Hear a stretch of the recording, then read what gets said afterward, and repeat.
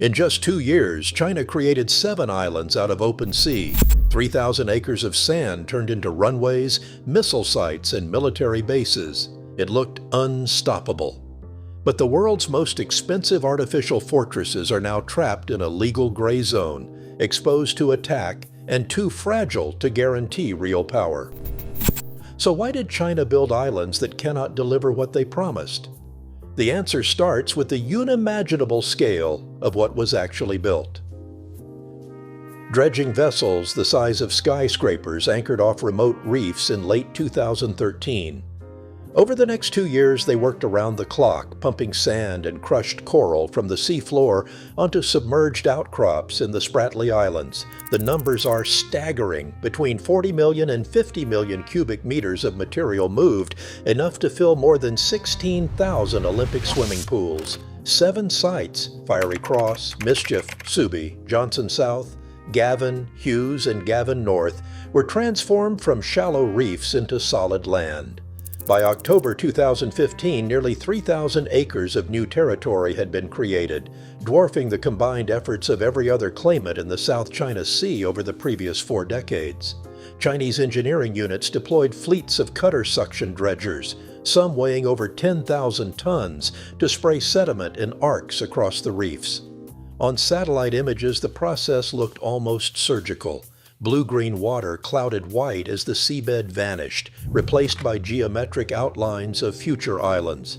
Construction crews then stabilized the new land with concrete seawalls and began laying the foundations for runways, radar domes, and deep water harbors. The environmental toll was immediate and irreversible.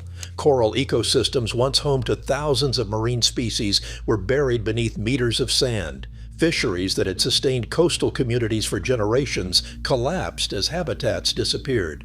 Scientists called it one of the largest single losses of coral reef area in history. The scale and speed of the operation left the world scrambling to understand the implications. In less than 2 years, features that had been little more than names on maritime charts became permanent fixtures, towering over the water, engineered to withstand typhoons and serve as launch pads for whatever would come next. The artificial nature of these islands was unmistakable. Nothing about them was accidental or organic. Every acre, every ton of sand was a deliberate assertion of presence in the most contested waters on Earth. Within months of the last sand being pumped onto the reefs, construction teams began transforming these barren platforms into fortified military outposts. At Fiery Cross, Subi, and Mischief reefs, engineers laid down runways stretching 3 kilometers long enough to support fighter jets, heavy bombers, and military transport aircraft. Each runway is flanked by aircraft hangars, radar domes, and hardened shelters, their concrete walls built to withstand both storms and attack. On the western edge of Fiery Cross Reef, a deep water harbor now welcomes Chinese Navy frigates and supply ships, its piers lined with fuel storage tanks and bunkers carved into the artificial hillside. Radar arrays rise above the flat horizon, their domes housing systems capable of tracking aircraft and ships across hundreds of kilometers. Synthetic aperture radar, first reported on Triton and Subi reefs by 2016, allows the detection of even stealth aircraft and low-flying missiles. Communications towers and satellite uplinks complete the surveillance network, linking the islands to command centers on Hainan and the mainland.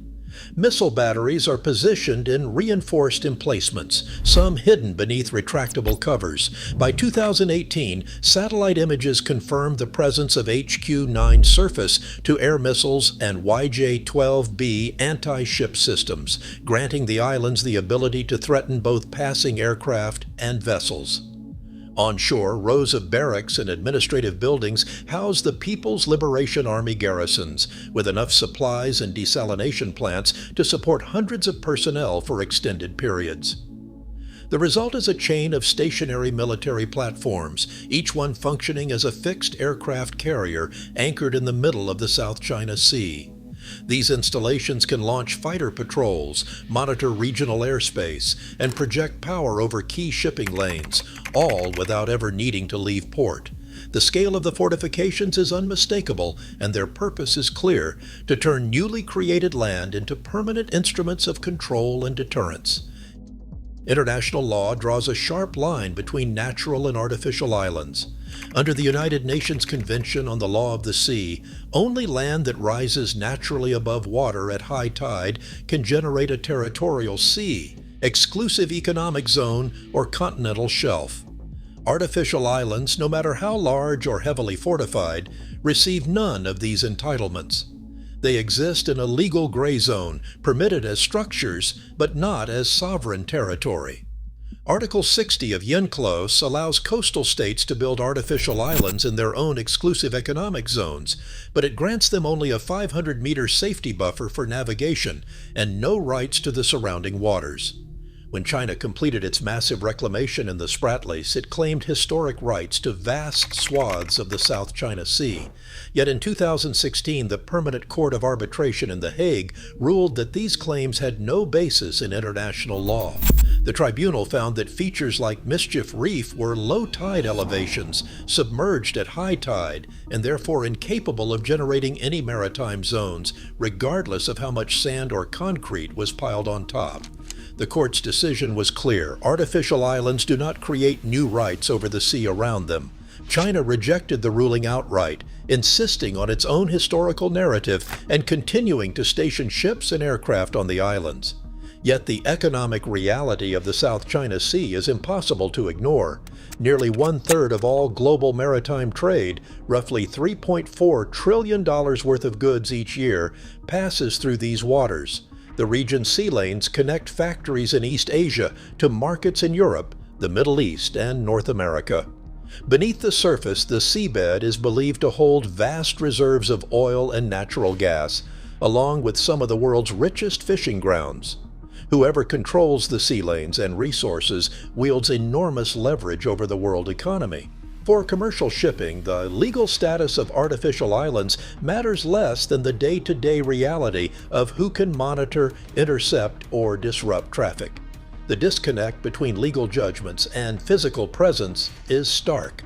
China's installations may not grant new rights under international law, but their existence changes the calculation for every vessel, every company, and every government that depends on these waters. The contest is not just about legal principles, it is about who shapes the rules on the water and who stands to profit or lose as global trade flows through this contested sea. Chinese commanders stationed on the new islands face a reality their mainland counterparts rarely encounter. Every outpost is a fixed target. The runways and radar domes, so prominent on satellite images, are also mapped in the targeting systems of regional militaries. Modern precision-guided missiles, whether launched from U.S. bombers, Allied submarines, or rival claimants, can reach these islands in minutes. Unlike a moving fleet, the installations cannot maneuver or disperse. Their location is static, their profile unmistakable. In a crisis, a handful of well-placed strikes could put runways out of action and silence radar arrays, leaving the garrisons isolated. Sustaining these island bases is a logistics challenge even in peacetime.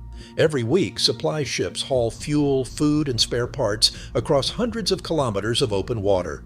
Typhoons, breakdowns, or military blockades can sever these lifelines for days or weeks.